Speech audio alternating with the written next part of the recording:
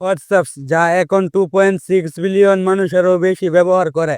কিন্তু এর শুরুটা হয়েছিল শুধু স্ট্যাটাস দেখার জন্য। 2007 সালে জেন কম এবং ব্যারিয়ান অ্যাক্টন, দুই বন্ধু ইয়াহু কোম্পানিতে কাজ করতেন। তখন তারা এই কোম্পানি ছেড়ে দেয় এবং তারা নতুন কিছু করার সিদ্ধান্ত নেয়। এই হোয়াটসঅ্যাপের আইডিয়াটা ছিল, যখন জেন আইফোন কিনে সে দেখে যে অ্যাপ স্টোরের মধ্যে যে কেউ অ্যাপস বানিয়ে টাকা ইনকাম করছে। তখন 2009 সালে সে প্রথম হোয়াটসঅ্যাপ অ্যাপ তৈরি করে। এই অ্যাপের প্রথম কাজ ছিল কন্ট্রাক্টের পাশে স্ট্যাটাস দেখানো। তারপর জুন মাসে 2009 সালে অ্যাপেল কোম্পানি পুশ নোটিফিকেশন চালু করে। এই দেখে জেন তার ওই অ্যাপে নতুন আপডেট আনে এবং স্ট্যাটাসের মধ্যে নোটিফিকেশনও দেওয়া যায়। প্রথম প্রথম ইউজাররা খুব কম হয়েছিল। তারপর যে ইউজার ছিল তারাই আস্তে আস্তে রেসপন্স করা শুরু করে। কিছুদিন পর এটিকে সম্পূর্ণভাবে মেসেজিং প্ল্যাটফর্ম বানিয়ে দেওয়া হয়, যা দেখে রাতারাতি ইউজার সংখ্যা 2.5 লাখে পৌঁছে যায়।